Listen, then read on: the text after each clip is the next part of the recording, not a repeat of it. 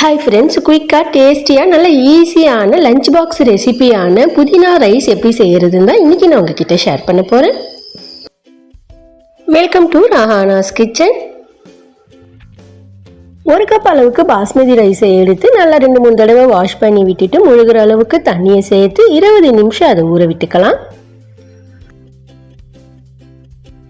இன்னொரு பக்கம் மிக்சி ஜாரில் ஒரு கை நிறைய புதினா, இந்த ரைஸ் இன்னும் நல்லா வாசனையாக இருக்கிறதுக்கு அரை கை நிறைய கொத்தமல்லி தழை, 1/2 இன்ச் அளவுக்கு இஞ்சி துண்டு, காரத்திற்கு 3 பச்சை மிளகாய், நல்லா பெரிய பச்சை மிளகாவாக சேர்த்துருக்கங்க. இந்த ரெசிபியை பொறுத்த வரைக்கும் காரம்னு பார்த்தோன்னா இந்த பச்சை மிளகாய் தான், அதனால் நீங்கள் கூடவோ குறைக்கவோ உங்கள் டேஸ்ட்டுக்கு ஏற்ற மாதிரி சேர்த்துக்குங்க. 8 பூண்டு பல்ல சேர்த்து கொஞ்சமாக தண்ணியை விட்டு நல்லா ஃபைனாக அரைச்சி எடுத்துக்குங்க. அடுத்து குக்கர் பேன்ல 2 டீஸ்பூன் நெய், 2 டீஸ்பூன் எண்ணெய் விட்டுக்குங்க. நெய் மெல்ட் ஆகி எண்ணெயும் காஞ்ச உடனே ஒரு பிரிஞ்சி இலை, கூடவே சிறிய துண்டு பட்டை, 2 ஏலக்காய், 4 லவங்கம், ஒரு மராட்டி மொக்கு, ஒரு பெரிய ஏலக்காய் அதாவது கருப்பு ஏலக்காவை சேர்த்து தாளிச்சு விட்டுக்குங்க.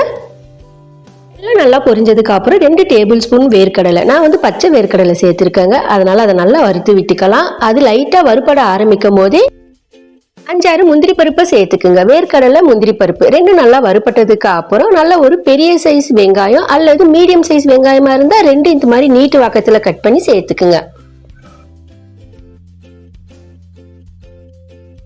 வெங்காயம் நல்ல கோல்டன் கலருக்கு மாறுற அளவுக்கு வதக்கணும்னு அவசியம் இல்லைங்க, ஜஸ்ட் கண்ணாடி பதத்துக்கு மாறுற அளவுக்கு வதக்கி விட்டுக்குங்க. அடுத்து ஒரு மீடியம் சைஸ் தக்காளியை சேர்த்து வதக்கி விட்டுக்குங்க. தக்காளியை நல்லா குழஞ்சி வெந்து வதங்கி வரணும்னு அவசியம் இல்லைங்க, ஜஸ்ட் அதனுடைய தோல் சுருங்கி வந்தா போதும், அந்த மாதிரி வதக்கி விட்டுக்குங்க. தக்காளி லைட்டா வதங்கினதுக்கு அப்புறம் 1/2 டீஸ்பூன் மல்லித்தூள், கூடவே 1/4 டீஸ்பூன் மஞ்சத்தூளை சேர்த்து சில நொடிக்கு வதக்கி விட்டுட்டு கூடவே நம்ம அரைச்சி எடுத்திருக்கிற புதினா கொத்தமல்லி விழுதை சேர்த்து விட்டுக்குங்க. சேர்த்து இந்த விழுதை பார்த்தோம்னா நல்லா பச்சை வாசனை போற வரைக்கும் வதக்கி விட்டுக்கணுங்க.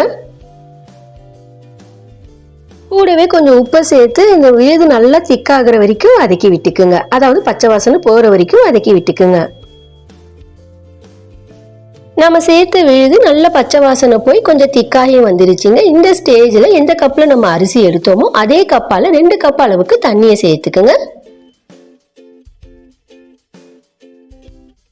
நல்லா கலந்து கொடுத்துட்டு உப்பு ஒரு தடவை செக் பண்ணி விட்டுக்குங்க. இப்போ நம்ம செக் பண்ணும்போது உப்பு ஒரு கல் தூக்கலாக இருக்கணுங்க, அது அப்போதான் ரைஸ் ரெடியாகி வரும்போது உப்பு கரெக்டாக இருக்கும். தேவையான அளவுக்கு உப்பு சேர்த்து தேவைப்பட்டால் 1/4 டீஸ்பூன் போல் கரம் மசாலாவையும் சேர்த்து நல்லா கலந்து கொடுத்துக்குங்க.